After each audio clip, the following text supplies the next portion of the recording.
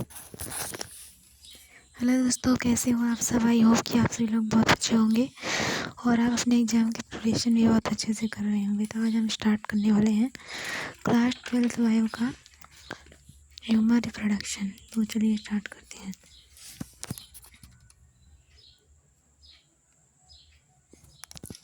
सबसे पहले हम जानते हैं रिप्रोडक्शन क्या है।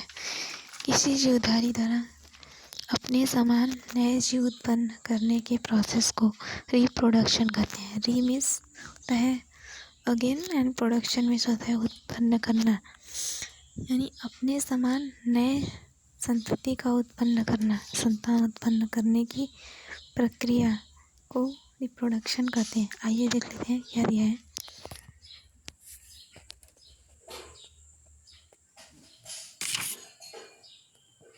किसी जीव द्वारा अपने समान नई संतान उत्पन्न करने की प्रक्रिया को जनन कहते हैं।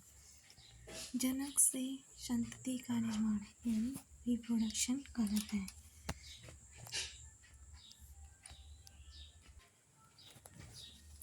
चलिए हम कुछ बेसिक टर्म को जान लेते हैं। तो मानव जो है एक लिंगी प्राणी होता है, यानी यूनिसेक्सुअल ऑर्गेनिज्म होता है, और जिसमें यूनिसेक्सुअल का मतलब होता है male and female are separate, नर और मादा अलग अलग होते हैं। मानव में लैंगिक जनन उपस्थित होता है। मानव में sexual reproduction only found in sexual reproduction. मानव एक लिंगी होता है, उसमें सेक्सुअल रिप्रोडक्शन होता है। और मानव में गुणसूत्रों की संख्या 23 पेयर्स यानी 46 क्रोमोसोम होती है। और मानव मेल में 44 प्लस XY एंड फीमेल में 44 प्लस XX होता है। और मानव जरायुज प्राणी होते हैं। मानव जरायुज का मतलब होता है विविपेरस, यानी जो पूर्ण विकसित बच्चे को जन्म देते हैं उसे विविपेरस यानी जरायुज कहा जाता है। मानव का संघ की बात करें तो मानव का संघ है कार्डेटा एंड वर्ग है मैमेलिया एंड गॉड यानी ऑर्डर है प्राइमेट, कुल यानी फैमिली है होमिनिडी एंड वंश है होमो एंड जाति है सेपियंस। तो मानव का वैज्ञानिक नाम क्या हो गया? होमो सेपियंस। साइंटिफिक नेम में 2 वर्ड होते हैं, वंश एंड जाति। जीनस और स्पीसीज होते हैं साइंटिफिक नेम में। चलिए देख लेते हैं मानव जनन की अवस्थाएं यानी स्टेजेज ऑफ ह्यूमन रिप्रोडक्शन। तो चलिए देखते हैं युग्मक जनन। सबसे पहले होता है युग्मक जनन यानी गैमेटोजेनेसिस। इसके बाद होता है इंसेमिनेशन। इसके बाद होता है फर्टिलाइजेशन। इसके बाद implantation. After that gestation. After that parturition. इसके बाद लैक्टेशन। इसको क्रम से याद करना है। ये सब प्रोसेस क्रम से होती हैं। बायोलॉजी में अक्सर सभी प्रोसेस क्रम से याद करने पड़ते हैं। तो सबसे पहले होता है युग्मक जनन, फिर सेशन, फिर निषेचन। भ्रूण का रोपण इम्प्लांटेशन। भ्रूण एवं गर्भ का विकास गैस्टेशन। प्रसव यानी पार्चुरेशन यानी, फिर इसके बाद लैक्टेशन यानी मिल्क इजेक्शन यानी दुग्ध स्राव। मेल एंड फीमेल गैमीट का निर्माण होता है गैमेटोजेनेसिस में। फिर होता है insemination.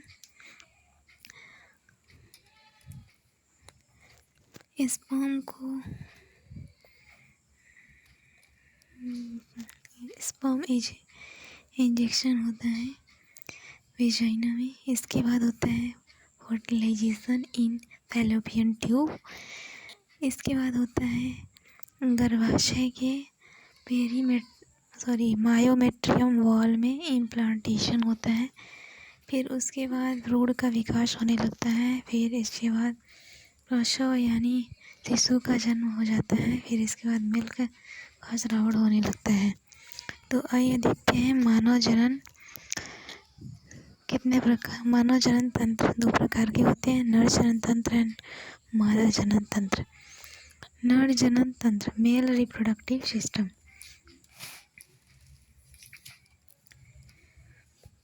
Male reproductive system 3 type के होते हैं, primary sex organ and secondary sex organ and accessory sex organ.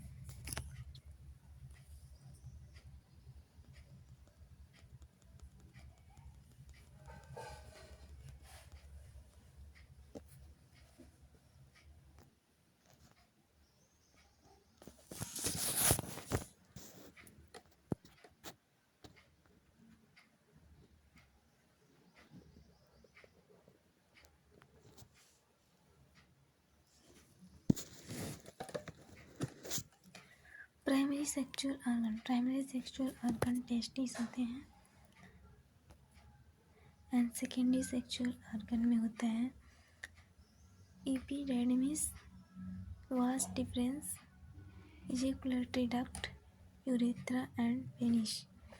और एसेसरी ग्लैंड में होता है seminal vesicle, prostate gland and वाल्वोयूरेथ्रल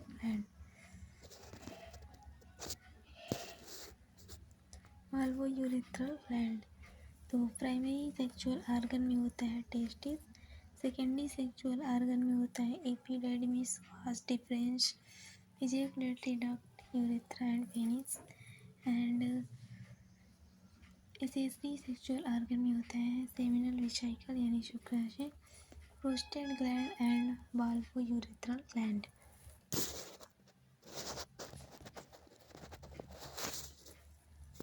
चलिए देख लेते हैं टेस्टिस क्या होता है। टेस्टिस यानी primary sexual organ of male. Testis क्या है? प्राइमरी सेक्सुअल ऑर्गन, प्राथमिक जननांग। प्राइमरी जननांग या मुख्य जननांग है और 1 पेयर होता है, एक जोड़ी होता है। स्थिति उदर गुहा के बाहर वृषण कोश यानी स्क्रोटम में प्रेजेंट होते हैं।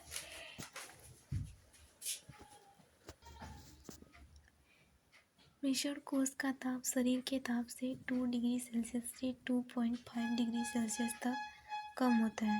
वृषण कोश का ताप 2 डिग्री सेल्सियस से 2.5 डिग्री सेल्सियस कम होता है।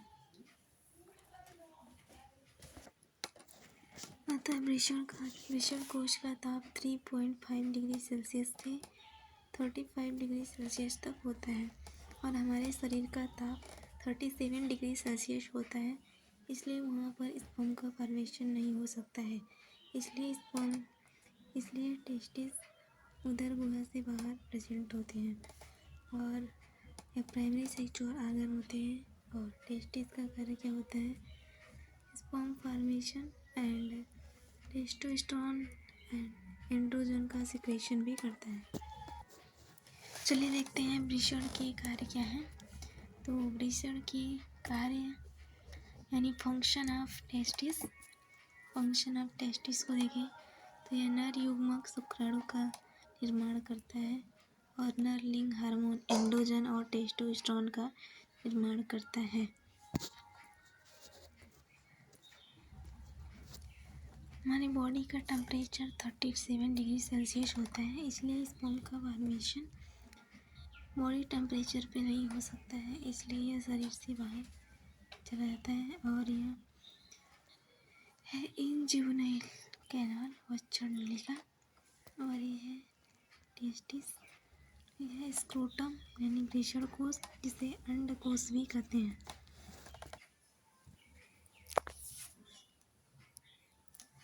नेक्स्ट हम देखते हैं स्ट्रक्चर ऑफ टेस्टिस को। तो वृषण पालियाँ प्रत्येक वृषण पालियाँ को देखें तो प्रत्येक वृषण में 250 पालियाँ होती हैं, यानी प्रत्येक वृषण में 250 पालियाँ होती हैं, यानी टेस्टिकुलर लोब होते हैं। प्रत्येक वृषण पाली में 1 से 3 तक शुक्रजनक नलिकाएं यानी seminiferous tubule SFT seminiferous tubule present होते हैं। प्रत्येक वृषण में 250 पालियाँ होती हैं और एक पाली में 1 से 3 शुक्रजनक नलिकाएं होती हैं, यानी सेमनीफेरस ट्यूब्यूल होती हैं जो शुक्राणुओं का परिवहन करती हैं। नेक्स्ट चलते हैं वृषण जालक की तरफ। रेटेटेस्टिस, वृषण जालक को कहते हैं रेटेटेस्टिस। और वृषण जालक क्या करता है? शुक्रजनक नलिकाओं के आगे की ओर स्थित होता है। वृषण जालक यानी रेटेटेस्टिस सेमनीफेरस ट्यूब्यूल के आगे की तरफ उपस्थित होता है। वास एफरेंसिया, वास एफरेंसिया क्या है? वृषण जालक से शुक्राणु को अधिवृषण में पहुंचाती है। वास एफरेंसिया क्या है? वृषण जालक से शुक्राणु को अधिवृषण में पहुंचाती है, यानी एपिडायडिमिस में वृषण जालक से यानी रेटेटेस्टिस से शुक्राणु को एपिडायडिमिस में पहुंचाती है। कौन? वास एफरेंसिया।